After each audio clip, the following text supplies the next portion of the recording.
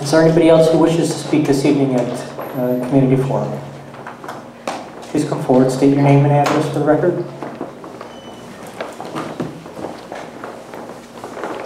Hi, Julie Polanski, 18 Patricia Drive. I have a 5th grader at Center Road and a sophomore at the high school. First of all, I'd actually like to thank the superintendent and the board for proposing a budget that somewhat reflects the needs of the school system. Vernon schools have been underfunded, as we all know, for a number of years, and it's time to submit a budget to the town that will help our struggling schools get back on track. Funding for full-day kindergarten, which is on the table, technology, and access to additional intervention methods are key components to that. For too many years, the board has submitted a budget to the town based on mandates of a 0 increase or minimal increase. It has helped to contribute to the situation we're in. We all know this. The bottom 30 school system and parents applying to magnet schools. Our magnet school tuition, I believe you plan on budgeting about $550,000 or $600,000. It is way past time for the board to submit a budget that moves Vernon schools forward. I do believe the budget do I believe that the budget currently is adequate? No, but I do think it's a good start. I was upset, as people have already mentioned, that the technology budget has already been cut from what was submitted. In terms of, I believe, smart boards were already cut. Mr. Lemoy mentioned the other technology that was cut from the budget. I also understand that at the last budget meeting you had, the principals were asked for a wish list item. And from what I understand, a number of the elementary principals talked about a wish list for that item for them would be math interventionists for each of their schools. I also know that over the past few years, a number of teacher coaches have been funded. I'm just trying to understand, if I understand that position correctly, the teacher coaches don't work with the students and they don't assist the students in any way. In my opinion, it's more important to have certified teachers working with the kids, providing needed interventions. In my opinion, the allocation of certified staff should be looked at again so that the needs of the children can be adequately met. We all know that's not going to be easy. If we have a 7%, 8% budget, it's going to be a hard sell to the mayor, it's going to be a hard sell to the town, it's going to be a difficult referendum vote. What I'm suggesting is I'm urging the board to strongly market the budget. If you believe that the teacher coaches are more important than the math interventionalists, tell us why. Market it to the PTOs, to the parents. Use the parents, the PTOs, principals, teachers to help you market this budget. Educate us as to the best ways to get this passed through the mayor, through the town council. I understand that these budget workshops are held, but there's really no opportunity for parents to ask questions or to get questions answered. There's no back and forth. There's other ways we can get information out. The website, emails, PTO meetings, it's just a lot of suggestions. There's just one other point I have to bring up. And I don't want it to be reviewed as a threat, just as recommendations that I have.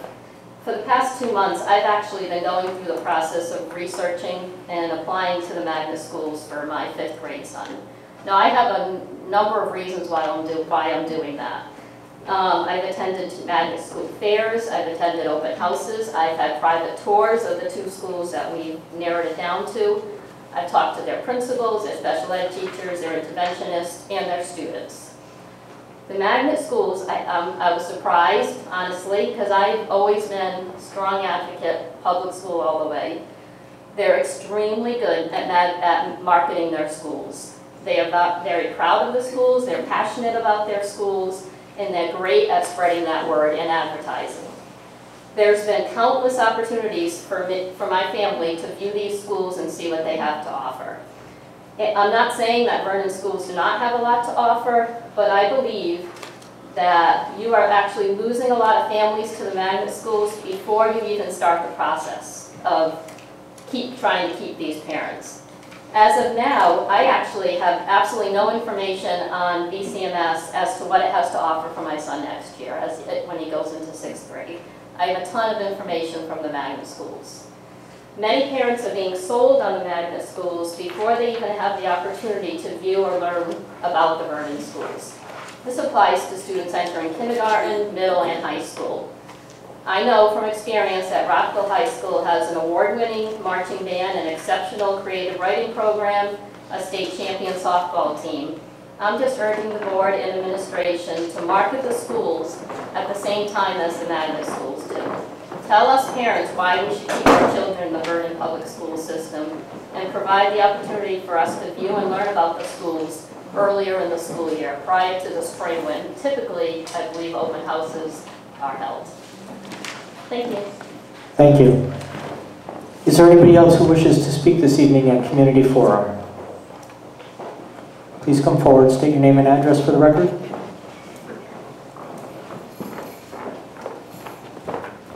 Hi, Rachel Sutherland, 42 Butternut Lane. Thank you. I'll keep it short and sweet. Most of what I have to say has already been said tonight. So I'm here sort of wanting to just support the increase for technology. Again, I'm just reiterating comments that I've already heard. Our kids are inundated with technology in their life, and I think that it really needs to be addressed and looked at, and we need to support this.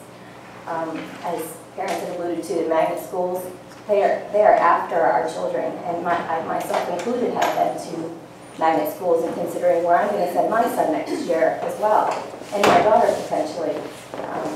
When you go to the magnet schools, every kid has a laptop. You go into the science lab, and every desk has an iPad on it. I mean, we just can't compete with that, and we need to be able to compete with that. I was born and raised in Vernon, and I love this town, and I'd love for my children to go to school here all the way through high school. But I think what we need to do, and what's been said before, is how can we reach out to the PTO groups? What do we need to do to support you all? How can we rally as parents to, in the process? So I don't know, Dr. Conway, to the extent that you can address my comment tonight or follow up with me, but I'm very curious to learn more about the process. And so this is just my own, maybe not being as educated as I need to be, but how does this process work? So you put the 8% through, you send it to the town council, and then they can either deny or then send it back. And then, so how as parents can we get to the town council if it means to support them to get it to pass? I guess how can we as parents help? That's the message I want to understand. And how can we rally to support you in getting the money that we need so we can turn the ship around and get it going in the right direction? So again, I just want to reiterate, technology is very important. Maintaining small class sizes obviously we know is critical, and keeping the budget where it's at and no more reductions. Just can't have that. So thank you. Thank you. Is there anybody else who wishes to speak this evening at Community Forum?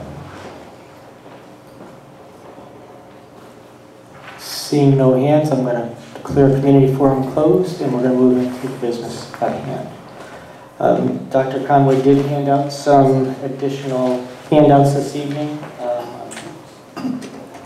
Of the impression that they're answering our questions. Yes, and I won't go through every question and answer. I would ask, if you don't mind, Mrs. Buell to come to the table, because she has some things in here that we only had about 13 hours to put all these together, so I don't have all of the details on these items.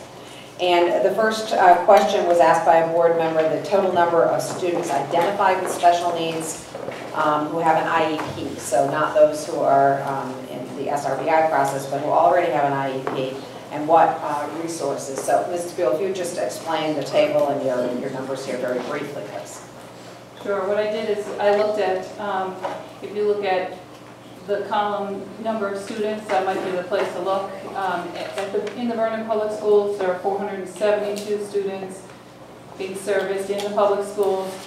And you go across speech, OT, occupational therapy, physical therapy, counseling, shows the number of students getting those services, the number of out-of-district students, the number of special education students at magnet schools, and then other public schools. There are some students that we're responsible for who might live in a foster home out of town, and so we're still responsible for them. So there are 3, And so you can see the associated costs. I added up, this is just the salaries, not benefits, not pencils, just the salaries of the staff for the Vernon Public Schools, and that incorporates the speech, the OT, the PT. So you can see there the cost of salaries.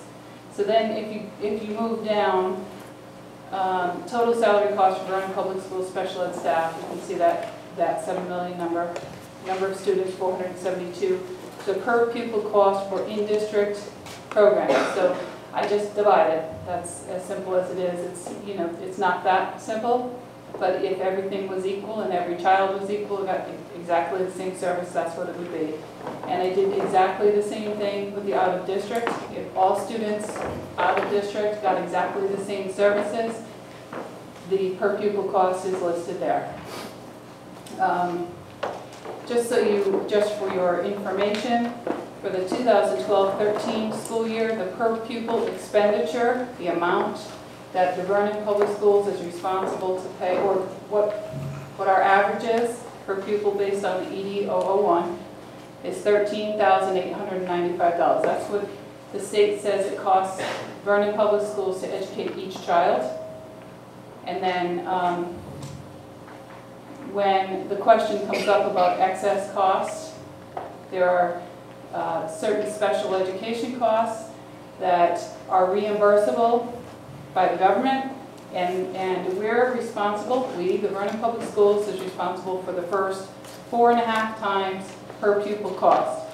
So Vernon is responsible for the first $60,899 for all special ed students.